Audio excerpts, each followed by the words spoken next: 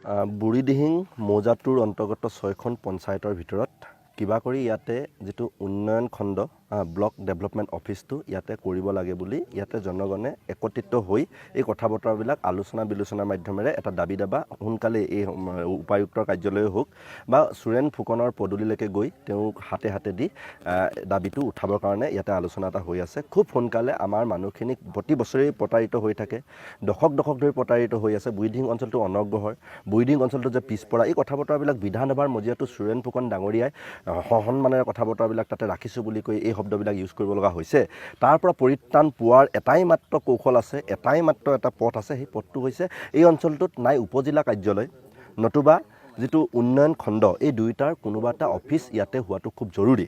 এতিয়া বুঢ়ীদিহিং অঞ্চলটোৰ জনগণে এই কথা বতৰাবিলাক ভাবিছে যে এই অঞ্চলটোত যদিহে খণ্ড উন্নয়ন বিষয়াৰ কাৰ্যালয়টো অথবা যি উপজিলা কাৰ্যালয়টো যদি ইয়াতে কোনোবা এটা ইয়াতে নিদিয়ে, তেতিয়াহ'লে নিশ্চয় ইয়াৰ জনগণে ভাবিব যে সুৰেন ফুকন ডাঙৰীয়া যিহেতু এতিয়া আহি লোৱা বিধায়ক, আমি পাতি লোৱা বিধায়ক যিহেতু ভাস্কৰ শৰ্মা, তো আহি লোৱা বিধায়কজনে এই অঞ্চলটোত যদি নিদিয়ে তেতিয়াহ'লে বুঢ়ীদিহিং অঞ্চলটোৰ গণশত্ৰু নেকি সুৰেন ফুকন, এই কথা বতৰাবিলাক ইয়াতে আলোচনা বিলোচনাবিলাকত ভাষণ প্ৰসংগত বিভিন্নজনৰ মুখত স্থান পাইছে। এতিয়া যদিহে নিদিয়ে তেতিয়াহ'লে নিশ্চয়কৈ তেওঁ বুঢ়ীদিহিং অঞ্চলটোৰ গণশত্ৰু হিচাপে আমি অভিহিত কৰিম আৰু এই কথা বতৰাবিলাক আমি আন্দোলনৰ প্ৰেক্ষাপটৰ মাধ্যমেদি গণতান্ত্ৰিকভাৱে এই কথা বতৰাবিলাক আমি উপায়ুক্ত কাৰ্যালয়লৈকে লৈ যাম, তেওঁ যিটো আমাৰ সুৰেন ফুকনৰ কাৰ্যালয়লৈকে লৈ যাম বা মাৰ্ঘেৰিটাই হওক বা যে কাষৰীয়া আমাৰ চৰকাৰী অফিচ কাছাৰীবিলাকৰ কাৰ্যালয়লৈকে এই দাবীটো লৈ যোৱা হ'ব। ইতিমধ্যে মৰাণ ছাত্ৰ সন্থাৰ নেতৃত্বত উপায়ুক্তৰ কাৰ্যালয়ত মুখ্যমন্ত্ৰী হিমন্ত বিশ্ব শৰ্মাক এই দাবীটোৰ কথা কৈছে।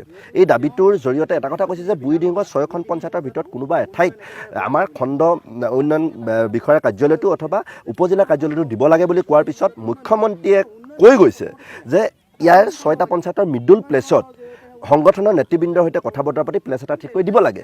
ইমানৰ পিছতো যদি তেওঁ নিদিয়ে নিশ্চয়কৈ বুঢ়ীদিহিঙৰ গণশত্ৰু সুৰেন ফুকন এই কথাটো পতিয়ন যাব বা আমি আখ্যায়িত কৰিব পৰা যে যাব, এই কথাটো আমি ঠাউকতে ক'ব বিচাৰিছোঁ।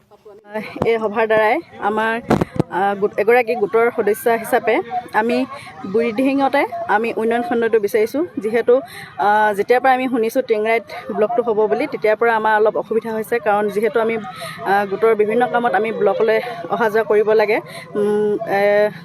যিহেতু আজিৰ যুগত নাৰী সুৰক্ষিত নহয়, গতিকে আমি দুমোজাত পৰিছোঁ।